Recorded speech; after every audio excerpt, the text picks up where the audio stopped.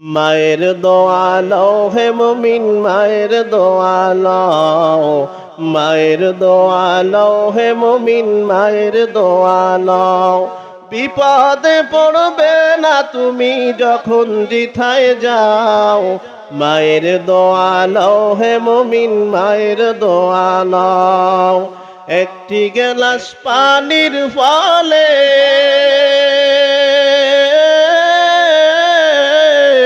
বাইজিদের কোলে তুলে, হাত তুলে মা বলে বাইজিদকে ওলি বানাও, হাত তুলে মা বলে বাইজিদকে ওলি বানাও। মায়ের দোয়া লও হে মুমিন, মায়ের দোয়া লও, মায়ের দোয়া লও হে মুমিন, মায়ের দোয়া লও। মায়ে যখন দোয়া করে চলে যায় আরশ পারে, মায়ে যখন দোয়া করে চলে যায় আরশ পারে, সাথে সাথে কবুল হয় ফল দেখিতে পাও। মায়ের দোয়া লও হে মুমিন, মায়ের দোয়া লও। ছোট্ট শিশু বাইজিদেরই নাম ছড়িয়েছে বিশ্ব ভুবন, ছোট্ট শিশু বাইজিদেরই নাম ছড়িয়েছে বিশ্ব ভুবন। ছোট্ট শিশু বাইজিদেরই মতো সবাই হও, ছোট্ট শিশু বাইজিদেরই মতো সবাই হও। মায়ের দোয়া লও হে মুমিন, মায়ের দোয়া লও, মায়ের দোয়া লও হে মুমিন, মায়ের দোয়া লও। এই জন্য পয়গম্বর বলে হোমা জান্নাতুকা ওয়ান নারুকা, বলে মা বাবা যদি তোমার উপর সন্তুষ্ট হয়, মা বাবা যদি দোয়া করে বলে তাহলে তোমার জন্য জান্নাত রেডি। বলে আর যদি মা বাবার মনে কষ্ট দাও, বলে মা বাবা যদি তোমার উপর অসন্তুষ্ট হয়, বলে জাহান্নাম হবে তোমার ঠিকানা। মা নিঃস্বার্থভাবে সন্তানকে ভালোবাসে। বলে আবার পয়গম্বর আরবি মুহাম্মদুর রাসূলুল্লাহ সাল্লাল্লাহু আলাইহি ওয়াসাল্লাম বলে নাজরাতান হাজ্জাতান মাবরুরা, বলে রে সন্তান মা বাবার দিকে মায়ার নজরে বলে যতবার তাকাইবি একটা করে কবুল হজের সওয়াব পাওয়া যাইবি। বলে মা বাবার চেহারার দিকে মায়ার নজরে যতবার তাকাবি একটা করে কবুল হজের সওয়াব। সাহাবীরা প্রশ্ন করেই ফেললো, ওগো পয়গম্বর,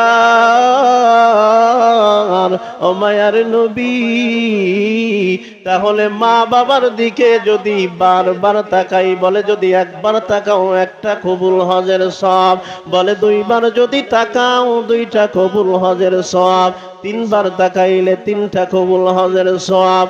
বলে এভাবে যদি তুমি পৈনিক মা বাবার দিকে মায়ার নজরে 100 বার তাকাও রে সন্তান, বলে 100 কবুল হজের সওয়াব আমল নামায় আল্লাহ দিয়ে দিবে। সুবহানাল্লাহ। এই জন্যই মা এত নিঃস্বার্থভাবে সন্তানদেরকে ভালোবাসে। বলে মা বাবা যাদের বেঁচে আছে, বলে এই কবুল হজের সওয়াব নেওয়ার সুযোগ তাদের এখনো আছে। বলে মা বাবা যাদের নাই এই সুযোগ থেকে বঞ্চিত হয়ে গেছে।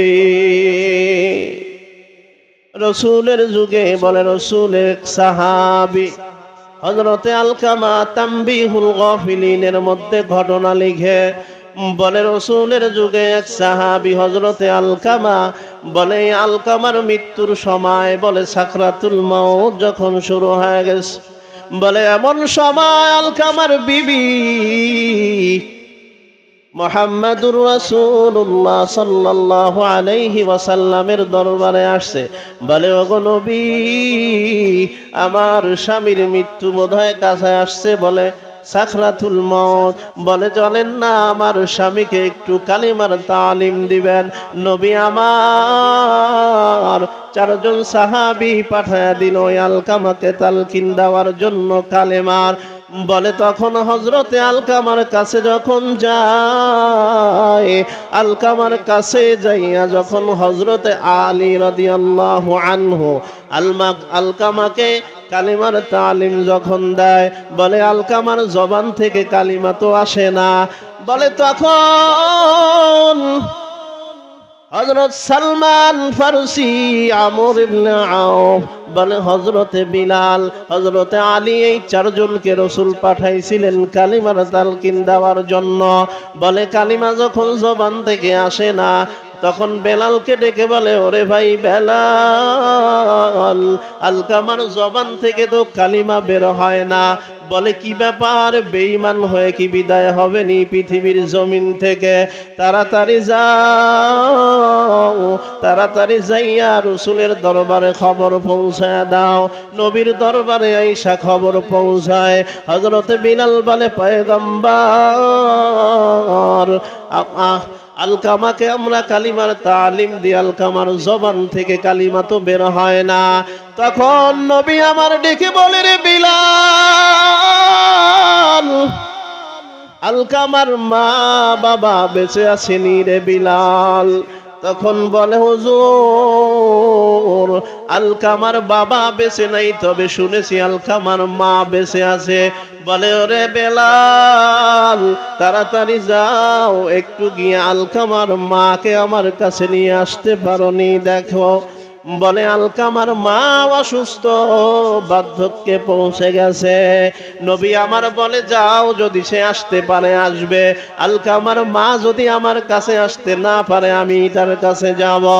বিলাল দৌড়াইয়া যায়, আলকামার মায়ের কাছে গিয়ে বলে রাহমাতুল লিল আলামিন, আপনাকে সালাম জানিয়েছে গো মা।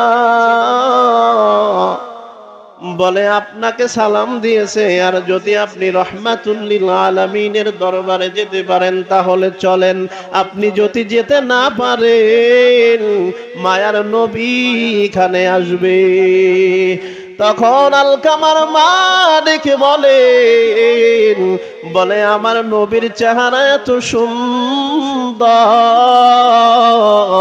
যেই নবীর চেহারার দিকে তাকাইয়া আমি কালেমা পড়ে মুসলমান হয়েছি, বলে ওই নবীকে আমি আমার কাছে আসতে পারবো? এটা বড় বেয়াদবি হয়। বলে নবী আমার কাছে কেন আসবে? আমাকে একটু ধরে নাও, আমি নিজে নবীর দরবারে যাব। আমার মা বলে আমার পয়গম্বরের দরবারে আমি নিজে যাব। বলে নবী আমার কাছে আসবে, এটা বড় বেয়াদবি হয়। আমি আমার নবীকে আমার কাছে তো আসতে বলতে পারি না। বলে আমাকে একটু ধরো, আমি নিজে আমার পয়গম্বরের দরবারে যাব। নবীর দরবারে যখন আলকামার মা এসে যায়, তখন মায়ার নবী আমার ডেকে বলে মা গো, আপনার আলকামা মৃত্যুর শয্যায়। বলে আমি তাকে কালিমার তালিম দেওয়ার জন্য চারজন সাহাবী পাঠাইলাম। বলে আপনার ছেলে আলকামার জবান দিয়ে তো কালিমা বের হয় না। মা গো, বলেন না আপনার আলকামা কি কোনোদিন আপনার সাথে কোনো বেয়াদবি করেছে নাকি? আপনার আলকামা কি কোনোদিন আপনাকে কষ্ট দিছে নাকি মা? নবী আমার যখন এই কথা বলে, আলকামার মায়ের চোখ থেকে পানি বের হয়ে যায়, কান্না শুরু করে দিয়েছে। নবী মায়ার নবী আমার ডেকে বলে ওগো মা, আমি এই কথা বলার পরে আপনি কেন কান্না করেন? কি ব্যাপার, আপনার আলকামা কি কোনোদিন আপনাকে কষ্ট দিয়েছি? আলকামার মা দেখে বলে ও পয়গম্বর, আমার আলকামা বলে নামাজের মধ্যে কমতি নাই, আমার আলকামার রোজার মধ্যে কমতে নাই, আমার আর আকামার নেক আমলের মধ্যে ঘাটতি নাই। আমার আলকামা আপনার সঙ্গে যুদ্ধেও শরীক হয়েছে, বলে তবে আমার আলকামা আমি মায়ের কথার থেকে তার বউয়ের কথার প্রাধান্য বেশি দেয়, আমি মায়েকে কাঁদায়। বলে পয়গম্বর আমার আলকামা বলে আমি বড় অসুস্থ, আমি বিছানায় পড়ে থাকি, আমার ঔষধ কেনার মতো টাকাও নাই। বলে আমার খোঁজ তো নেয় না, বলে আমি মা ভিন্ন ঘরে শুইয়া, বলে কানটা আমি ফালাইয়া রাখি, দেখিনি খানা খাওয়ার সময় আমার আলকামা আমাকে ডাক দেয়নি, আমি মাকে মা বলে। আমি তো মনে মনে ভাবি এই বুঝি আমার সন্তান আমাকে মা বলে ডাক দিবে, এই বুঝি আমাকে বলবে মা আসো একসঙ্গে খানা খাই। বলে আমার আলকামা বিবি বাচ্চা নিয়ে খানা খায়, ঘুমায়, আমি মায়ের খবর রাখে না। ও পয়গম্বর আমার আলকামা আমাকে বড় কষ্ট দিয়েছে, বলে এই জন্য আমি আমার আলকামা নামে আল্লাহর কাছে নালিশ করেছি, বলেছি আল্লাহ আমার আলকামা আমাকে শান্তি দেয় নাই দুনিয়ায়, তুমিও আমার আলকামাকে শান্তি দিও না। ওগো মায়ার নবী আমার আলকামাকে আমি পেটে নিয়ে কত কষ্ট করেছি। বলে আমার আলকামা যখন আমার গর্ভের মধ্যে ছিল গো নবী, বলে কত রাত আমি মা ওকে পেটে নিয়ে ঘুমাইতে পারি নাই। বলে দুনিয়ার সব মানুষ ঘুমায়া পড়ছে, বলে আমি মা ঘুমানোর জন্য একটু বিছনায় শুয়েছি, বলে হঠাৎ করে আমার সন্তান আমার পেটের মধ্যে থেকে আমি মাকে একটা লাথি মেরেছে। বলে সাথে সাথে আমি এই শোয়া থেকে বইসা গেছি, বলে পেটের ব্যথা কমে না, আমি মা দাঁড়াইয়া গেছি। বলে কত রাত আলকামাকে পেটে নিয়ে আমি মা না ঘুমাইয়া কাটাইছি, কষ্ট করেছি। বলে আবার প্রসব বেদনা আমি মা প্রসব বেদনা সহ্য করেছি। আবার দুনিয়ায় ভূমিষ্ঠ হওয়ার পর এই সন্তান আমি মা কত কষ্ট করে লালন পালন করেছি। বলে রাত্রে আমি একটু সুন্দরভাবে ঘুমাইতে পারি নাই, যখন কান্না করে উঠেছে আমি মা সন্তানকে তাড়াতাড়ি দুগ্ধ পান করাইছি। বলে এমনও দিন গেছে, এমনও রাত্র গেছে আমি মা ওই সন্তানের ভিজা জায়গায় পিঠ লাগাইয়া সন্তানকে বুকে ঘুম দিয়াইছি। কারণ সন্তান আমার প্রস্রাব করতে করতে বলে কাঁথা পাল্টাইতে পাল্টাইতে কাঁথা যখন শেষ হয়ে গেছে, বলে অবশেষে বিছনার জায়গাটাও ভিজা। বলে আমার সন্তানকে শোয়াবো শুকনা জায়গা আর নাই, বলে কাঁথাও নাই, আমার সন্তান কি ঠান্ডায় থাকবে নাকি? আমি মা আমার সন্তানকে বুকের মধ্যে নিয়া আমি মায়ের প্রস্রাবের ভিজা আমার সন্তানের প্রস্রাবের ভিজা জায়গায় আমি মা রাত কাটায়া দিছি। বলে এই সন্তানের জন্য কত কষ্ট করেছি আমি মা।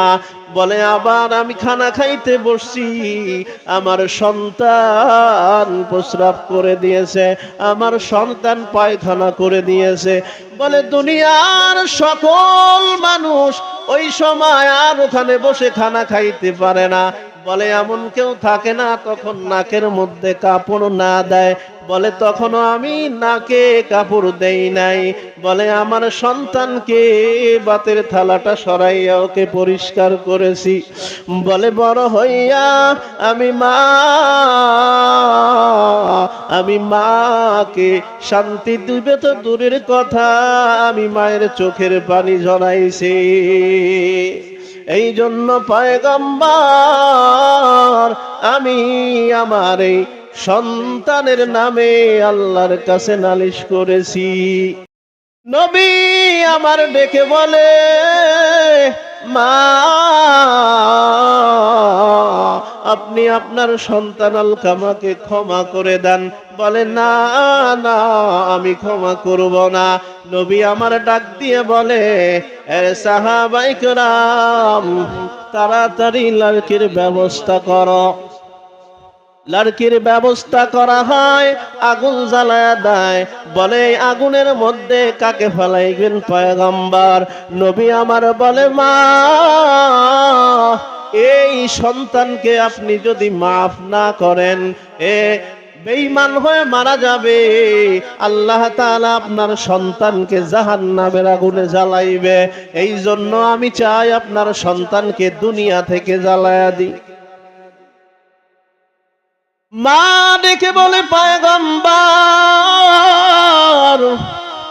আমি যদি আমার সন্তানকে মাফ না করি, আমার সন্তান যদি বেঈমান হয়ে মৃত্যুবরণ করে, আর আমার আল্লাহ যদি আমার আলকামাকে আমার সন্তানকে জাহান্নামের আগুনে পোড়ায়, আমি মা সইতে পারবো না। মা বলে, না না, আমার কলিজার ধন আগুনে পড়বে, আমি মা সইতে পারবো না। ওগো দয়ার নবী, আমি আমার সন্তানকে মাফ করে দিলাম। মা জবান থেকে সন্তানকে মাফ করার কথা বলতে দেরি হয়। বলে, আলকামার জবান থেকে কালেমা বের হতে দেরি হয় না। মায়ের দোয়া, বাবার দোয়া নিতে হবে। মা বাবা যদি খুশি না থাকে, বলে আল্লাহ খুশি হবে না। বাইজিদ বোস্তামির কথা আমরা সবাই জানি। মায়েকে এক গ্লাস পানি খাওয়াইয়া বলে মায়ের দোয়া নিল। এই মায়ের দোয়া এত বড় আল্লাহর ওলি হয়েছে, বলে সামাম বিশ্বের মানুষ বাইজিদকে চিনে। আমরা সকলেই মা বাবার খেদমত করে আল্লাহ তাআলার ইবাদত করব শিরিক মুক্ত, এবং মা বাবা খেদমত করে মা বাবার সন্তুষ্টি অর্জন করে আল্লাহর সন্তুষ্টি নিয়ে ঈমান আর আমল নিয়ে যেন কবরে যেতে পারি। আল্লাহ তাআলা আমাদের সকলকে তৌফিক দান করুন। সকলে বলি আমিন।